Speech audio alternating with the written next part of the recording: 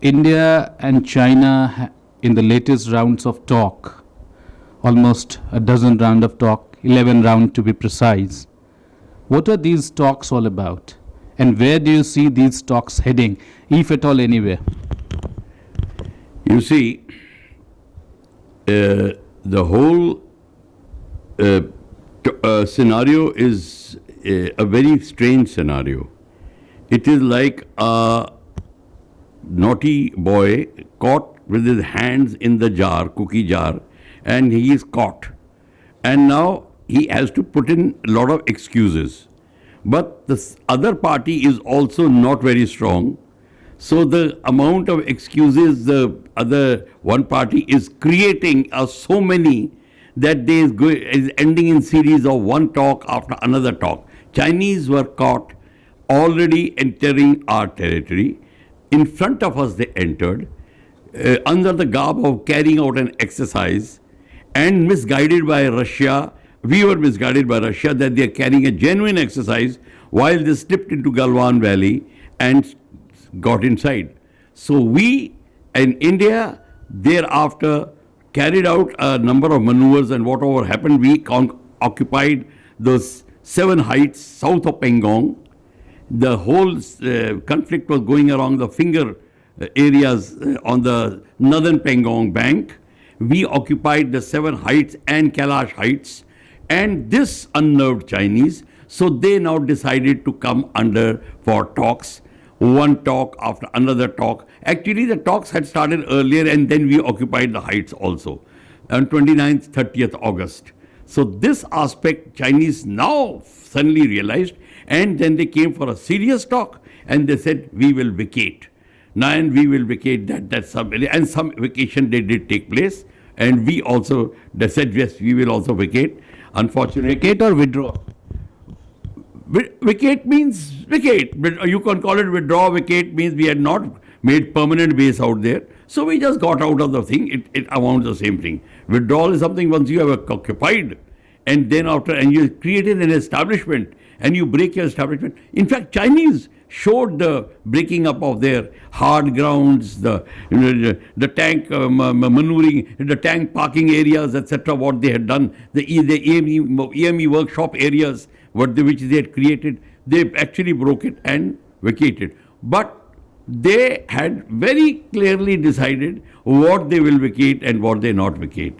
So they started off with Pangong around that Galwan area, that few little area around the Pangong Northern Lake, they did. But when it came to Gogra and Hot Springs and all that area, they said, sorry, we are now having a second thought.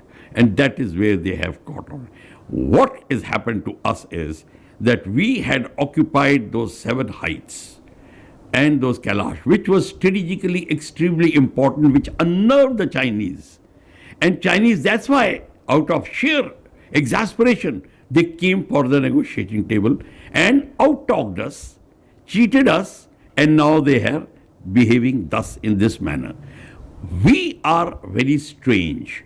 We knew their nature right from 1959 onwards, or even before that. 62 we saw them there. Of course, I will not say they are cheats or something. This happens in the foreign policy activities, where your cartographic warfare comes, where you have to, occupy disputed areas.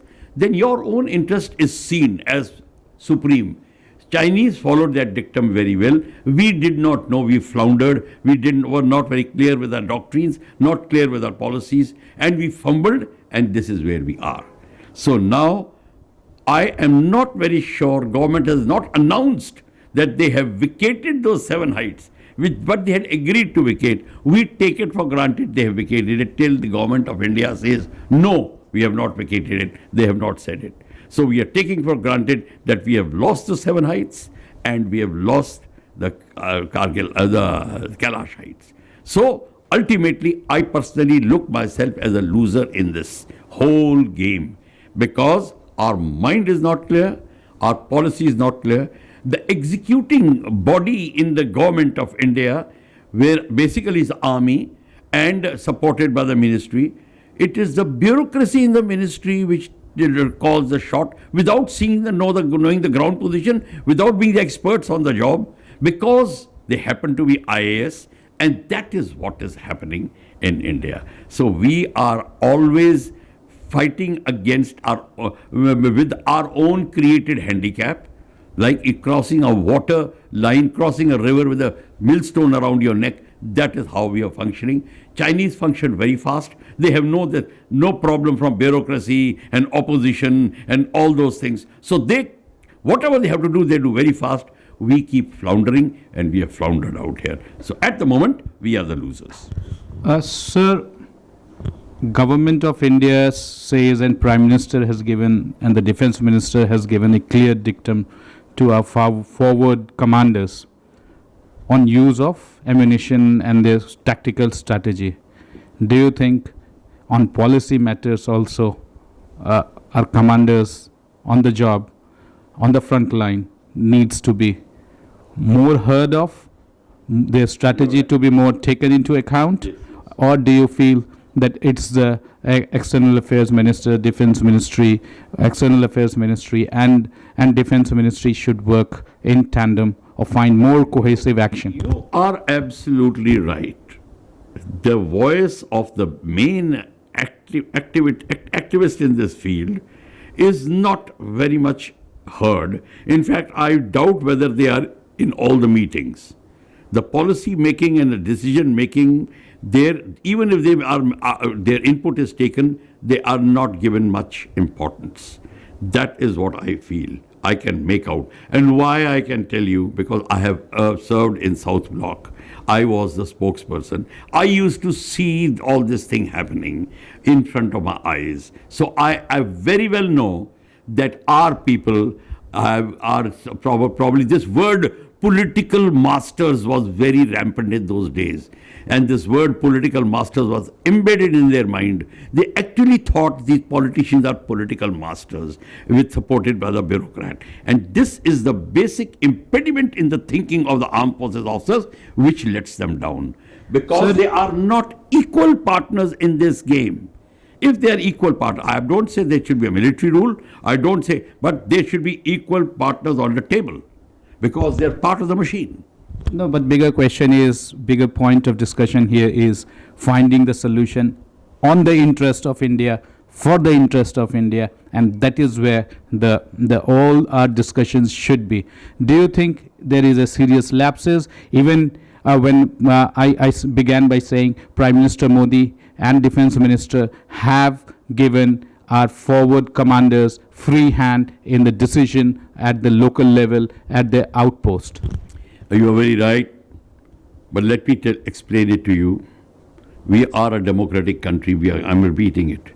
Prime Minister may be thinking best for the country, but he has to depend upon the advisors. Who are the advisors? They are the bureaucrats. The bureaucrats take the decision which suits them, their line of thinking. In fact, it also involves turf building. They don't want the armed forces to come and undermine their authority.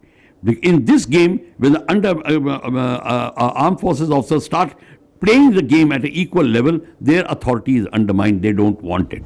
And they have got that inherent point in their mind that armed forces must be kept down. There is a strange relationship out of a statement which has built up, which they have been repeating from early, as far as 1910, civil over military. In democracy, it should be civil over military. It is a total colonial concept which does not suit us. And what civil over military means is that, what it should mean is that an elected representative must rule the selected representatives. Means once give the command and instructions of selected representatives are army, bureaucracy, police service, etc. They are selected lot. Elected lot is MP, ministers, all those people. This is what civil over military means. What they make it is that bureaucracy over army is civil over military. That is wrong. So this, and bureaucracy takes advantage of it. They don't want army to come in. CDS, why is he 4-star? Why is he not 5-star? When you have made, and you have told him to put CDS above the three chiefs. If he's above the three chiefs, he should be one star higher. And because he is now looking overall for the three services, not single service. It is not a relationship between army commander and corps commander. It is a totally different relationship. This is what I'm trying to tell you. Why they did not elevate him, so he would have become higher than the senior bureaucrat. And that's what they don't want. This is the lacuna. That is why the armed forces officers, so armed forces officers have a problem also. It's not only every bureaucrat. They don't speak up. They don't speak up because they are scared of upsetting the master. So they will speak what should be spoken. I'll give you an example. When the ITBP was on the line, Galwan, they were entering, Corps commander could have told the defense ministry and the defense minister, why the ITBP is not under me? Why is he reporting to the home ministry? It took them so long, and I doubt even till the end the ITBP came under army. It was under reporting to home ministry. And our people are, they should have raised the ante, gone to the prime minister, gone to the president of India. Why didn't they take the matter so high? They couldn't. And in fact, let me tell you one thing. When it's a matter of their promotion, they go to the Supreme Court. Why not on this? Take the matter up. They could have done it. But the question is, they want to look after their future also. Future posts, their promotions, etc. That is why they don't speak up. This is the main reason. So coming back to China, changing the goalpost once again with Gogra offspring, where do you see in 10th round, we almost, until few weeks back, we all were getting the feelers and the news was coming, floating around that India and China have agreed to some amicable solution or standoff has to be coming down. But now China has changed the goalpost. China has got the eye on this entire region. China wants to connect to the CPEC, China-Pakistan Economic Corridor in the POK area, and then connecting to Afghanistan into the Central Asian Republic. That is its interest. And that is why it is showing so much of interest in this entire area. Aksai Chin it is already captured, and it does not want India to come close to Daulat Beg Oldie. We are that does not want India to keep occupying Daulat Beg Oldie, because Daulat Beg Oldie is 13 kilometers from the Karakoram Highway. Karakoram Highway is connecting China mainland to the Gadar port in the Balochistan. That is why, and we will be in a constant position and to inundate and break the communication line, the road, etc., and advance of China if we decide. So China does not want us to be in that strong position and does not want us to be in that area and want to occupy the complete area. So what is the two-front war for us at the moment will become a one solid 70 mm screen war, one from right to left till Pakistan, it will be one. So this is what China's aim is. So it wants us to get out of that place. So China is creating all this drama slowly and slowly, cat and mouse game with us. We give a little, it's like, China thinks they are fishing, in the sea. When you fish in the sea, you do the fishing and all, you give a little lax to the line, then you pull the line, give a little lax, you pull the line. And that is what China is doing. And we are following to it. Why we are falling for it is simple. We are not as militarily weak, as strong as China is. That is for certain. In this sector, we can hold against China. In an all-out war, yes, China will have a lot of problem because of the South China Sea and other countries which are developing side by side. We have only talked in terms of this western sector and the Ladakh sector. But it combines with the pressures on the other sector where China cannot get its forces this side. China's forces are occupied onto a lot of other places. So that is the advantage which India is having. And China, in spite of its extreme amount of numbers, cannot overcome us once we are occupying the heights. So that is why China to occupy the height, you have to have 1:9 ratio to dislodge the enemy at heights. You have to one is that China does not have, which we had created for ourselves. On the ground, it is 1:3 if you want to dislodge a post. But at height, it is 1:9. And that China cannot do. We were in the position, we are more adept in mountain warfare, and our soldiers are hardy. Chinese cannot sustain the mountain warfare.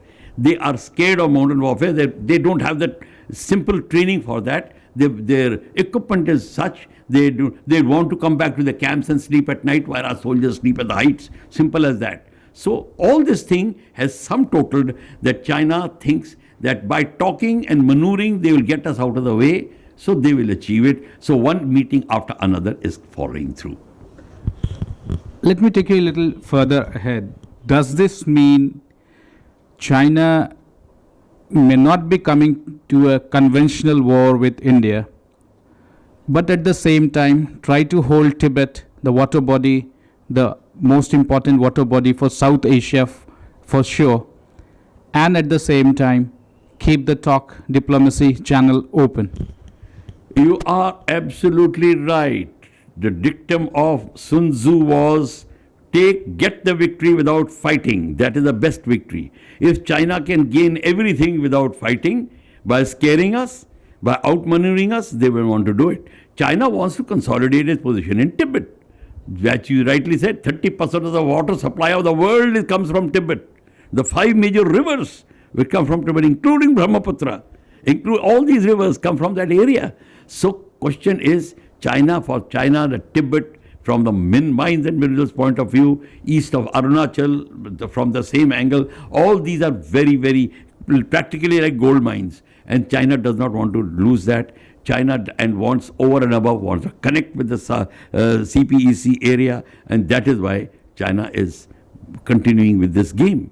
So that is what you are wanting to know exactly. So that basically they will not change their policy, and they have a long-term policy into that. And that is why off late, China, that's why when China was under pressure, China told Pakistan also, you also now start changing your stance. So Pakistan just changed their stance. Their prime minister started talking in terms of amicable solution, in terms of rapprochement. So did China started doing that. And now, once they have met the conditions, they have reverted back to their old style. What I understand is, when you're weak, build your base, keep the talks open, and then it is right time, just pounce on. This is what the lion does, and this is this is what the panther does, and this is what China is trying to do to us, a dragon is trying to do to India. Yeah, but when you talked of conventional war, China is not weak in conventional war. But China knows very well that at this moment, it will not be able to utilize its complete conventional weapons because of the occupation on the other borders. Everywhere, Taiwan, American fleet is waiting at the Taiwan Sea. They are all there. So China knows very well that our game is not so easy. So this is what I am trying to tell you, that China is wanting in the Western sector a walkover. Easily, if they can outmaneuver and out-talk us. And they were thinking that we will also behave like those days where the Indian Prime Minister said, oh, in that area not a blade of grass grows, 18,000 square kilometers, so what? Things like that China was expecting. To their bad luck, the present government gave them such a jolt. Then Indian army gave them such a jolt by occupying those heights that China has not got over it. So China is probably now thinking that how quickly they can mentally outmaneuver us, scare us, do something that we now come and we fall on the line and follow what China wants us to do. If the war had been declared in last July, August, all we had to do is our artillery would have opened up and broken the Karakoram highway. Our fighters would have strafed. Yes, there would have been an intense battle. Chinese couldn't have got anyway. They couldn't even have got the tanks, which the 4 divisions they have brought in there. They couldn't have done it. Had we caught them and on April, May, they would have got caught in that valley, that 25 kilometer long valley or whatever that it was. They would have got caught into that. In one straight line, your attack helicopter would have dived from one side and come out on the other side, strafing them. This is what the opportunity we lost. because probably we did not have the stomach for a fight. It is not the question of dog, size of the dog in the fight. It is supposed to be size of the fight in the dog. And also fight is never planned. It has to happen when it happens. And it has to be in the mind. You have to win the fight in the mind, then you win on the ground. But if your leadership does not win the fight in the mind, they don't even fight in the mind. They will never fight on the ground. You may be built like a Dara Singh, you will still get scared of a weak man because you don't want to fight. That is our problem. And by the way, this is not a problem of the army. That is why army is exasperated. It is a problem of our political leadership. That is where.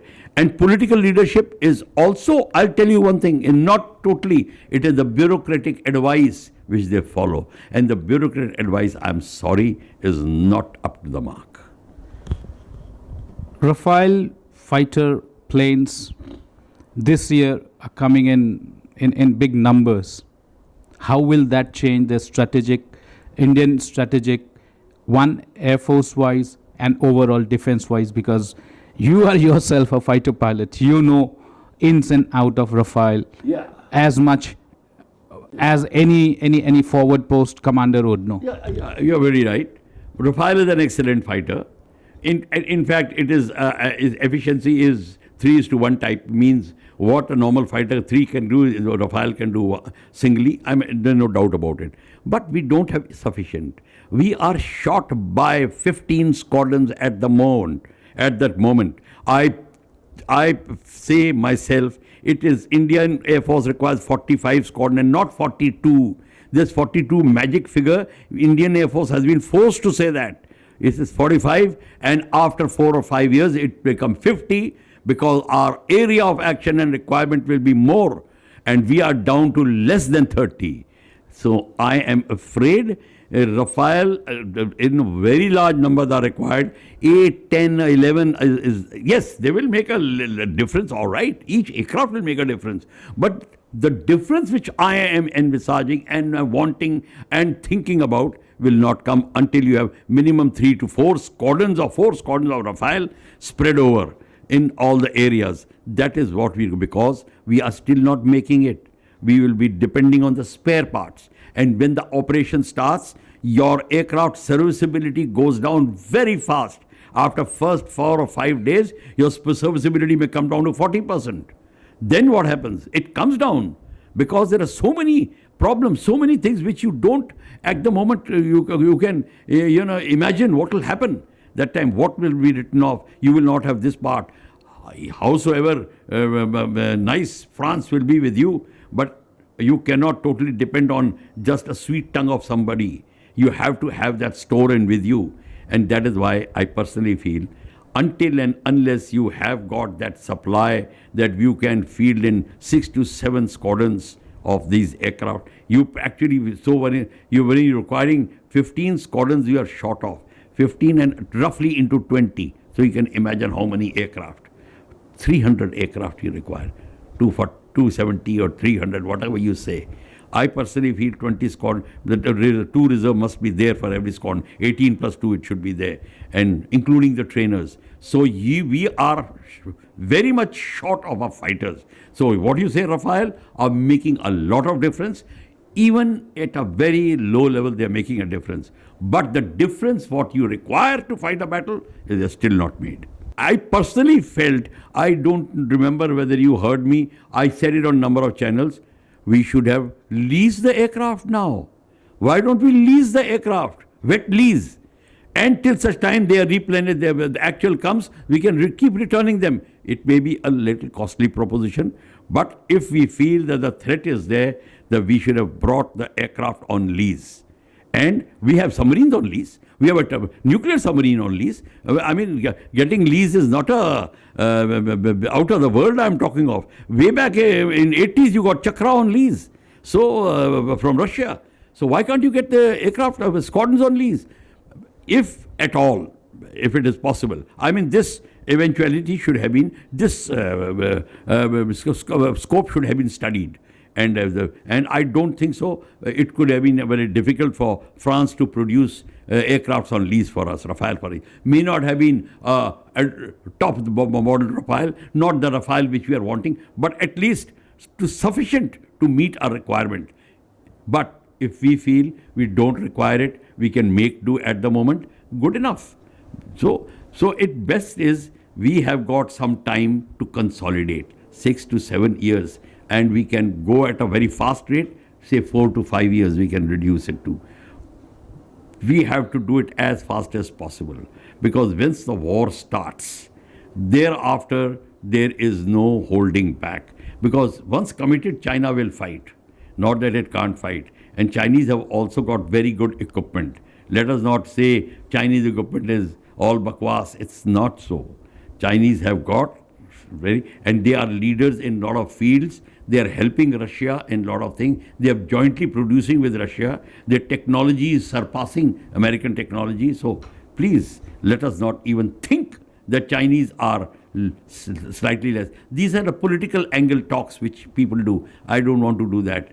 What is there is there. China is larger in number. China has very good equipment. Yes, they have overplayed their J-20, etc., their super stealth capability, their super cruise capability. That is not there. It is still a 4.5 generation aircraft, not a 5th generation. That exaggeration is going on. But whatever the case may be, China has to be dealt at very strongly in a very, very systematic manner. Wing Commander, what you said is next 1500 days, 1600 days will be the most crucial for India, which is 4 years, 4 and 5 years when you say that India has to get to the war-ready position, and that is important. My last question will be, do you see that India having a world-level strategic discussion that is going on around the world where India has to lead, because India brings a lot of goodwill around the world? Yes. But at the same time, militarily, we need another 1600 days when we should be replenishing our kit with the best in the world. You are very right. We have to find time to replenish, but let me tell you one thing. We are already taking lead in this Asia-Pacific strategy, which is developing. Asia-Pacific strategy, which is developing, we have been asked to take the leadership. I mean, America has wanted us to take it. Trump wanted us. Joe Biden was wanting it. There is no doubt about it. We have to keep our, the diplomatic powder dry. What I mean to say, our diplomacy with America should be on a dry ground. We should not fall into marshy area with them, into unnecessary arguments and unnecessary misunderstandings. We must take the complete help of them and take the leadership, involve ourselves in the South China Sea fully, so that our Navy is also in full swing, giving their best towards curbing the tendency of China's expansionism. Along with other countries will join the Quad element which has come up, which is also being joined by more than 4 countries now. Other countries are also evincing interest in Quad. And India must now take whatever leadership we get, even in Quad, we must do that. And we must put in our best. Our naval technology is much more advanced than Air Force and indigenous technology. Indigenization programs are far advanced in Navy. We must take advantage of that. And that is how we have to proceed. So we take the leadership in that wherever we can get, take full advantage of our industry indigenization program. Privatization is a must. Until you privatize it, which you call it Make in India Tehat, Make in Bharat, that is what will save the day. The day you don't think about involving the private industry, you can forget indigenization.